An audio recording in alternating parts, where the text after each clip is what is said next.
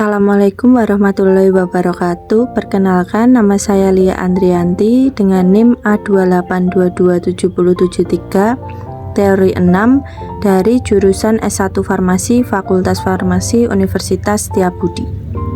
Di sini saya akan menyampaikan tentang ADME. ADME merupakan bagian dari fase farmakokinetika.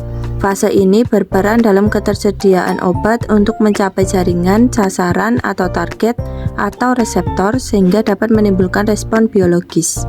ADME merupakan singkatan dari absorpsi, distribusi, metabolisme, dan ekskresi. Pertama yaitu absorpsi atau penyerapan. Obat-obatan bisa masuk ke dalam tubuh dalam berbagai cara.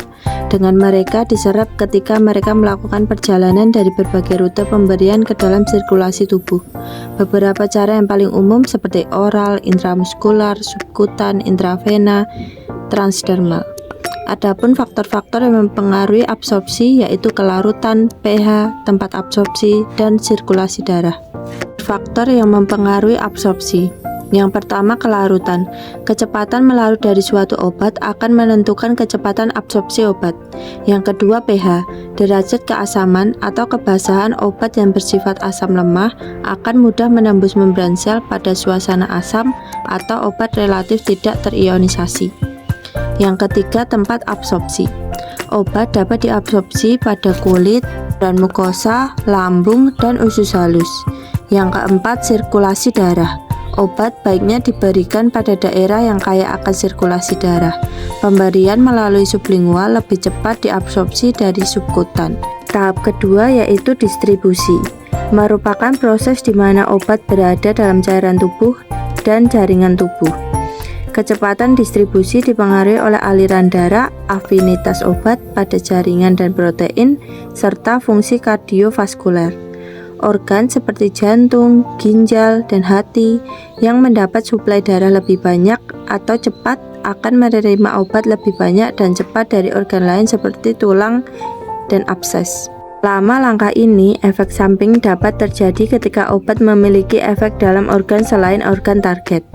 Pada saat obat masuk ke sirkulasi sistemik, sebagian besar akan terikat oleh protein plasma atau albumin.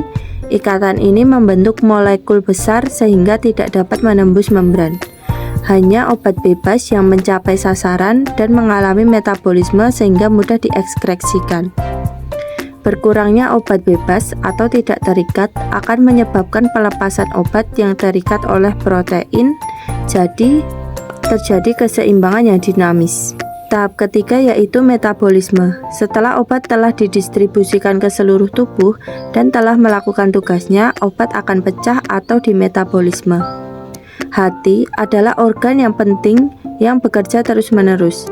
Semua yang memasuki aliran darah, baik itu melalui jalur oral, injeksi, inhalasi, kulit, atau yang diproduksi oleh tubuh secara alami, akan dimetabolisme di hati.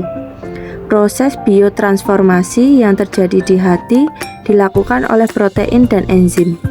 Beberapa mampu memecah molekul obat, sementara yang lain menghubungkan molekul kecil menjadi rantai panjang. Reaksi dengan obat membuat suatu substansi yang lebih mudah untuk dibuang melalui urin. Tahap yang terakhir yaitu ekskresi. Obat dikeluarkan dari tubuh melalui berbagai organ ekskresi dalam bentuk metabolit hasil biotransformasi atau dalam bentuk asalnya. Obat atau metabolit polar diekskresi lebih cepat daripada obat larut lemak, kecuali pada ekskresi melalui paru. Ginjal merupakan organ ekskresi yang terpenting. Organ lain tempat ekskresi adalah intestinal atau feses, paru-paru, kulit, keringat, air liur, dan air susu. Sekian yang dapat saya sampaikan, semoga bermanfaat. Wassalamualaikum warahmatullahi wabarakatuh.